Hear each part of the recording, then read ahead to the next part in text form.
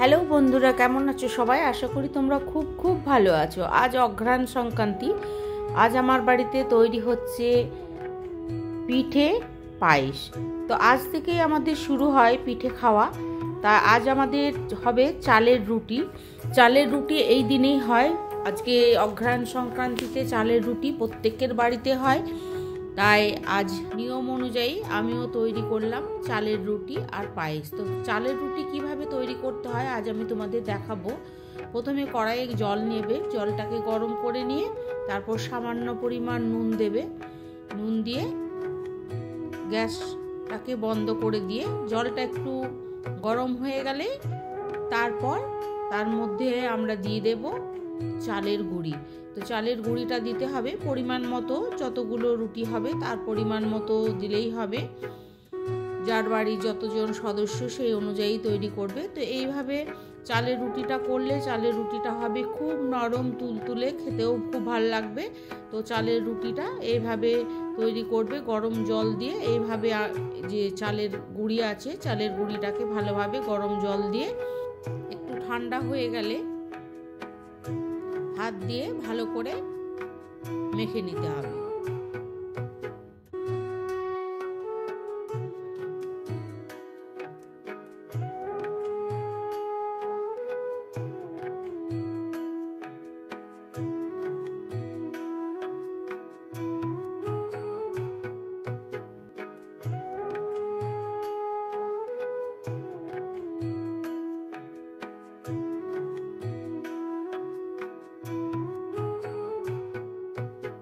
গ্রাম বাংলার প্রতিটি ঘরে ঘরে তৈরি হচ্ছে পিঠে পায়েস। আমাদের পরম্পরা অনুযায়ী তৈরি করতে হয় এই পিঠে পায়েস। তাই আজ সংক্রান্তির দিনে তৈরি হচ্ছে চালের রুটি আর পায়েস।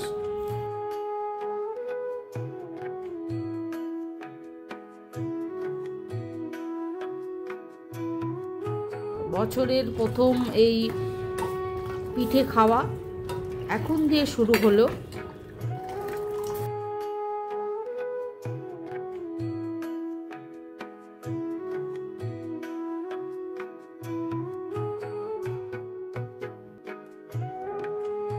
এরপরে দেখো আমরা পায়েসটাকে তৈরি করে নেব। তো আমরা আজকে কি করব, খেজুর গুড়ের পাটালি দিয়ে পায়েস করব। তো পায়েসটাকে এর সাথে সাথে তৈরি করে নিচ্ছি। চালটাকে ঘি দিয়ে মাখিয়ে নিলাম, তারপর সামান্য পরিমাণ আবার ঘি দিলাম যাতে পায়েসটা খুব সুন্দর খেতে হবে, তার জন্য সামান্য পরিমাণ ঘি দিয়ে দিলাম।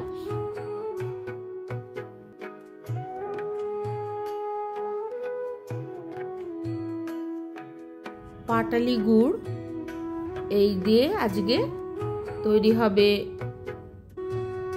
পায়েস। তো চালের রুটির সাথে এই পায়েস গ্রাম বাংলার প্রতিটি ঘরে ঘরেই তৈরি হবে আজকে খুব আনন্দের দিন। তাই আমিও আমার বাড়িতে প্রতি বছর এইভাবে পিঠে পায়েস তৈরি করি। তো তোমাদেরও শেয়ার করলাম কিভাবে তৈরি করবে। চালের পিঠে অনেকেই চালের রুটি করতে পারে না, নষ্ট হয়ে যায়, ফোলে না। তো যাই হোক, আজকে আমি তোমাদের দেখিয়ে দিচ্ছি কিভাবে চালের রুটিটা তৈরি করবে। পায়েসটা আমাদের হয়ে গেছে, এরপরে গুড় দিয়ে এটাকে নামিয়ে নেব।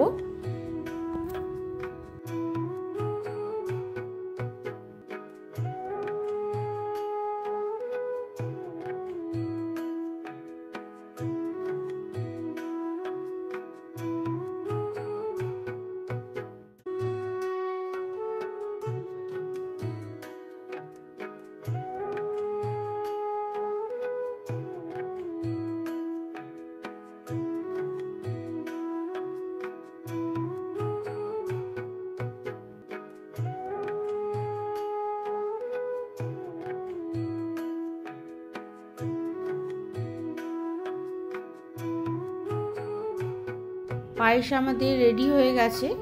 এরপর আমরা তৈরি করব চালের রুটি। তো চলো দেখি চালের রুটিটা কেমনভাবে তৈরি করতে হয়।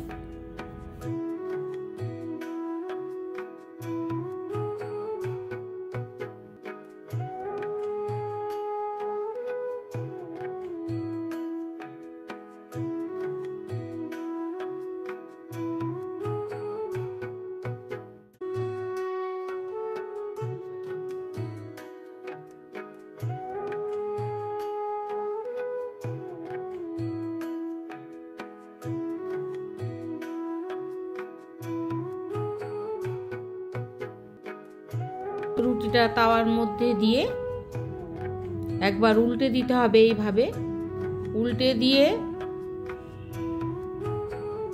যখন হয়ে যাবে তখন এরকম কাপড় দিয়ে ঘুরিয়ে ঘুরিয়ে রুটিটাকে ফুলিয়ে নিতে হবে।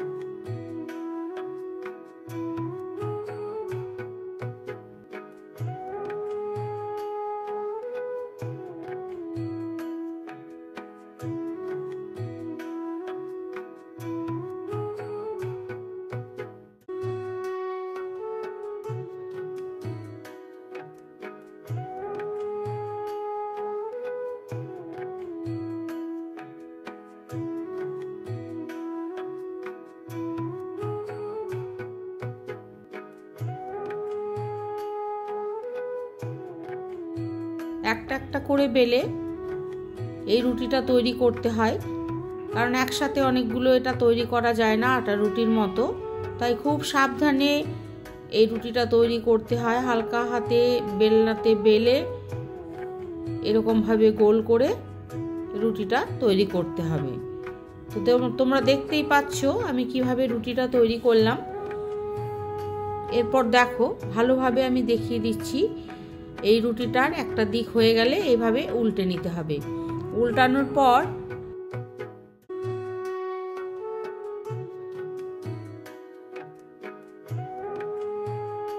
এরকম ভাবে কাপড় দিয়ে রুটিটাকে ফুলিয়ে নিতে হবে। দেখো ধীরে ধীরে কেমন ফুলে যাবে।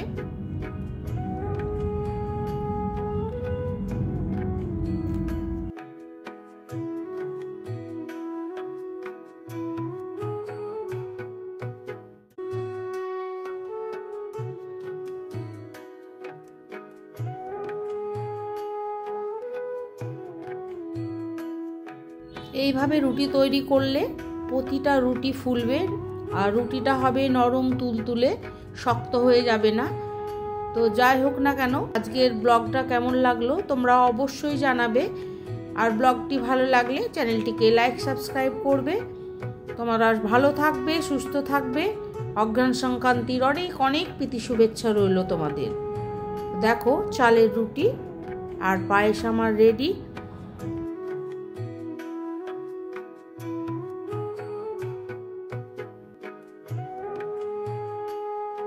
এরপর আমি তুলসী মন্দিরে প্রদীপ দিয়ে ব্লগটিকে শেষ করব।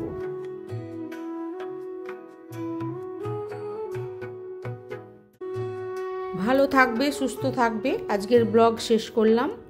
দেখা হবে নেক্সট ব্লগে।